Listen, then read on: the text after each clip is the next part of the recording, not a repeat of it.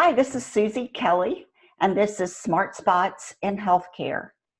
And today we have Dr. Arlen Meyers as our guest. Dr. Meyers, would you tell us a little bit about yourself? Sure, and thanks for having me. I'm an emeritus professor of otolaryngology, ear, nose, and throat surgery at the University of Colorado in Denver. I spent my entire academic career as an academic surgeon, and I did that for about 40 years. During that period of time, I got involved in technology commercialization, and we can get into that, but eventually I wound up, after I retired as an academic surgeon, basically my encore career now is helping people commercialize their life science ideas. So I'm the president and co-founding CEO of an organization called the Society of Physician Entrepreneurs. So how did you feel that was important? Do you feel like that was something that was missing within the medical profession? Yes, the short answer is yes. And, like any startup or any business, the idea is to fill an unmet need.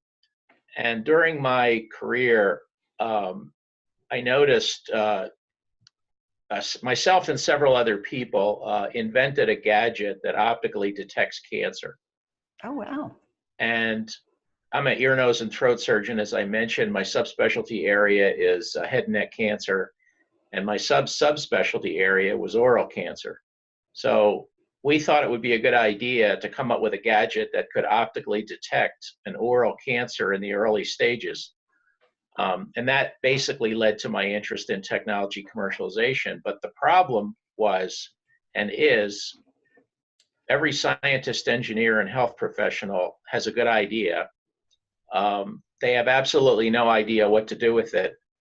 And it's extremely unlikely they will learn what to do with it during their formal training, whether it's medicine, dentistry, nursing, pharmacy, public health, you name it. The business of medicine and technology commercialization is not something that medical schools feel is necessary to teach. I think that's a very big mistake, and that's why we created the Society of Physician Entrepreneurs to fill the gap. Very interesting. So I think we all can agree that healthcare is changing every single day. But what do you think are the biggest challenges on the horizon for the healthcare industry? Well, there's several. I'd say the headline ones have to do with winning the fourth industrial revolution. In other words, we're in a world of cyber intelligence, and whereas the first industrial revolution was powered by water, and the second industrial revolution was powered by electricity and mass production, the third was powered by the personal computer, and the fourth that we're in now is a nexus or a collision of various technologies, big data, mobile technologies, upcoming 5G, analytics, and so that's been termed the fourth industrial revolution, which is essentially being driven by cyber intelligence. Now, that creates a lot of issues, everything from how do we train people to work in that environment and the future of work? What do we do with the people that lose their jobs as a result of robotic automation? How do we train in this conversation doctors and patients to understand how healthcare will change as a result of the fourth industrial revolution? For example, big data is a big deal now. And essentially, sick care, and that's what I refer to it, it's not healthcare. We have a sick care system. We spend over $3.5 trillion to take care of people, and over 92 or 93% of that is spent taking care of sick people, not keeping people healthy, not chronic disease management, not disease prevention. So it's a sick care system. The ultimate goal is to transfer it or transform it into a healthcare system so fewer people get sick, because we can't continue to do what we're doing. We simply don't have enough money. So and every nation in the world has the same problem: an infinite demand for care with finite resources. So the only way we're going to be able to manage and optimize the resources that we have is through the deployment of innovation. And that's why another reason we created the Society of Physician Entrepreneurs. So to get back to your question, one of the big problems, for example, has to do with data. So sick care has basically turned into, or is transforming into, a data industry that happens to take care of patients. And one question is, who owns the data? What do we do with the data? How do we translate it into information? How do we secure it? How do we protect confidentiality, et cetera, et cetera? And that's going to be a big challenge moving forward. So do you see, do you have ideas on how you could address those challenges? Well, yeah, we have several ideas, and lots of folks have ideas. Many people are working on data interoperability. Many people are working on data security and confidentiality. I think one of the more intriguing aspects of a lot of people are working on the future of work, the future of universities, because clearly, like medicine, the business model of higher ed is broken, and it's just unsustainable. You just can't keep spending the amount of money we're spending and getting the results that we're getting, and it doesn't offer the product that the customer, that is the student, wants. So higher ed is restructuring, sick care is restructuring, and there are many, many people working on the different answers, but fundamentally it's going to come down to, just like now when you go to a grocery store, if you're like in any major city, you're pretty much going to self-checkout. So you're going to do all the work that the cashier used to do.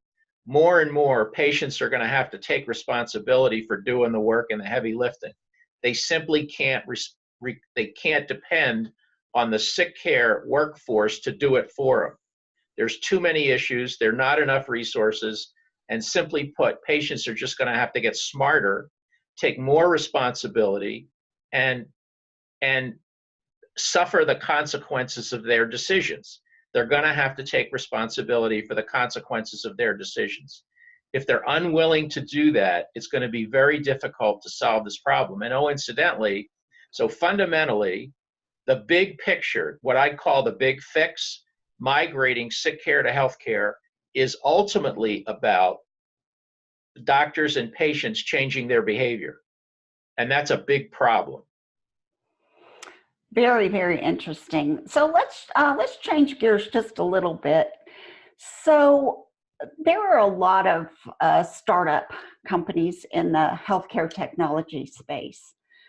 What would be your advice to them for scaling up quickly to launch a new product or a new service? Well, those are two separate questions. The first question is, has to do with a startup. The second question has to do with going from a startup to a scale-up.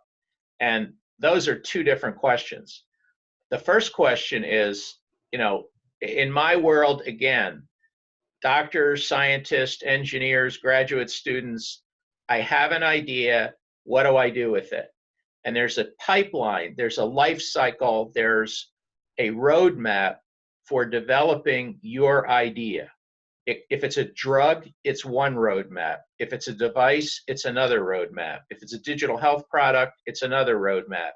If it's a care delivery or distribution innovation, walk-in clinic, retail-based clinic, home visits, telemedicine, you name it, that's another roadmap. So you have to understand the steps along the roadmap it takes to get your idea to a patient. And typically that's going to involve some element of intellectual property protection, of regulatory affairs, of reimbursement, and of creating a viable business model. And those are the basics. And you have to sort of consider all of those simultaneously, not sequentially, because they all have an impact on the strategy. Now, if and when you are fortunate or lucky enough to create a product that someone actually wants to buy, and oh, by the way, the likelihood of that happening is probably less than 1% in life science. So if you want to get into this, realizing that the odds of your being successful are extremely small, but you still want to do it, God bless you. And if you happen to be successful and start creating a product that people want to buy, then you have a whole different set of challenges scaling it.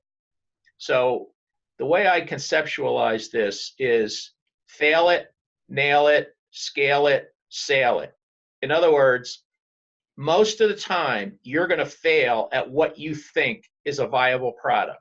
So you have to test it. And my suggestion is kill it early and kill it often. Don't mess around with an idea or a product that simply is not going to work. So you fail it and you experiment. And then should you find something that people want to buy, then you've nailed it. In other words, now you can start selling your product.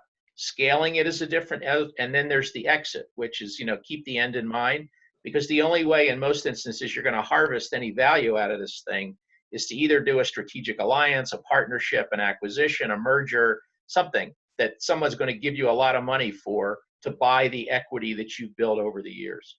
And every one of those sections, failing, nailing, scaling, sailing, is a topic of another conversation we can have, and I'm happy to have it. Oh, interesting. So is this in the Society for Physician Entrepreneur that you have, is this some of the information that you cover? Yes. So the Society is a global nonprofit biomedical and clinical innovation and entrepreneurship network. Our mission is to help members get their ideas to patients. And again, it solves the problem of not knowing what to do, where to go, how to get resources, not having the education. And I tell people it's a cross. It's an international organization, and it's a cross between Rotary and Match.com. So in other words, we have chapters around the world, just like Rotary, those signs you see in the little towns that meet every Tuesday at 7 for morning. But we're basically a big dating service. And these chapters are designed, it's an open innovation network. So people from any walk of life, they don't have to be a doctor, they don't have to be a surgeon, they don't have to be you could be anybody. Entrepreneur, service provider, investor, patient advocate, economic development person, anybody who is interested in advancing biomedical and clinical innovation anywhere in the world can belong. And then they all show up. And it's like a dating service. So we have chapter meetings, people schmooze. We typically have an information and educational presentation. And fundamentally, what we provide is education, resources, networks, mentors, access to experiential learning, peer-to-peer support, and career development opportunities, which is what I believe entrepreneurs need to be successful. Education is the least important part of entrepreneurship. We provide it, but you could get it anywhere in the world with an internet, with a phone connection. So it's the least important part. The most important part are the other things that I mentioned: experience, connections, mentoring, places to fail, finding money, that kind of stuff. So that's what we provide around the world. Fascinating. So, again, I'm going to shift gears a little bit. Atul Gawande wrote an article recently in the New Yorker about how doctors hate their computers. So what would your advice be for getting buy-in from clinicians who don't want one more piece of tech promising to make their lives better? Well, first of all, the electronic medical record is designed to bill, not take care of patients. So that's why doctors hate it. It really does not help doctors. Now, that is changing. And if you were to ask me that question 5 years ago, it was just universally hated. Now, people are beginning to understand that EMRs simply don't work for what we want them to do as a clinician, taking care of the person staring you in the eyeballs in front of you in the examining room. So that is changing. And what we see now, it's like, what would the car, you see a Model T in 1912 and you say, well, that seems like a pretty good idea, but it's nothing compared to what we're seeing now in car technology. So I would, autonomous electric vehicles. So I would see we're at a very early stage of digitizing sick care. So we're going to see multiple errors, multiple bad products, multiple failures until we finally get it right. Now, how do we get it right? One thing we should have done is to involve the two most important parts of the innovation food chain, the doctor and the patient. We totally left them out when it came to developing an electronic medical record. And we're making the same mistakes with multiple other digital health technologies. So unless you identify who is the customer, what problem are you trying to solve, how much pain is it causing both qualitatively and quantitatively, and how do you get input from the end user about what it is you're trying to design, we're going to keep making the same mistakes over and over and over and over. So my advice to people who are listening to this, who are trying to develop digital health products, is talk to the end user and listen to what they have to say. Very, very fascinating. So since healthcare is changing so drastically, what do you think are the biggest opportunities for the healthcare tech industry? Well, the opportunities are different than bright, shiny objects. The biggest opportunity, I think, is to leverage technologies that are emerging to better inform, educate, and change, again, doctor-patient behavior. The shiny new objects on the screen today are big data, business intelligence, artificial intelligence, machine learning, robotic automation, 3D or 5G tele networks,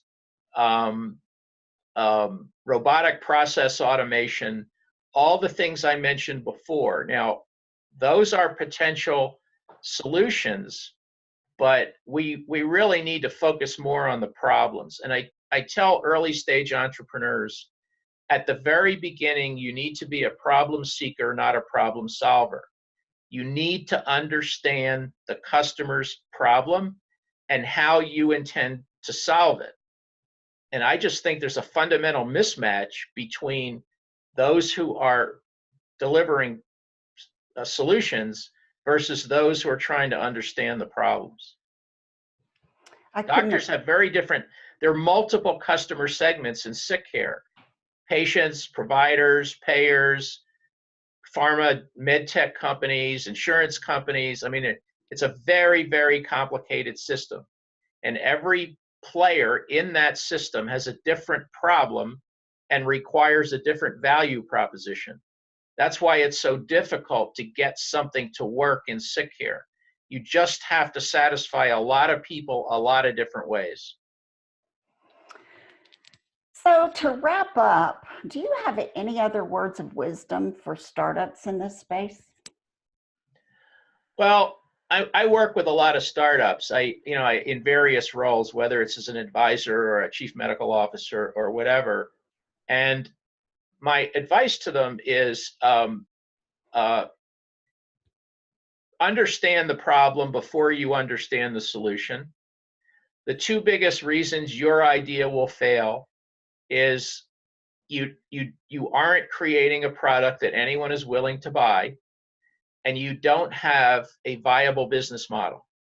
So until or unless you can demonstrate that you have a valid answer to those two questions, if I were you, I'd kill the idea, I'd move on, and I'd figure something else out, because you're going to just waste a lot of time and money and heartburn going down a very difficult road where the likelihood of success is extremely small.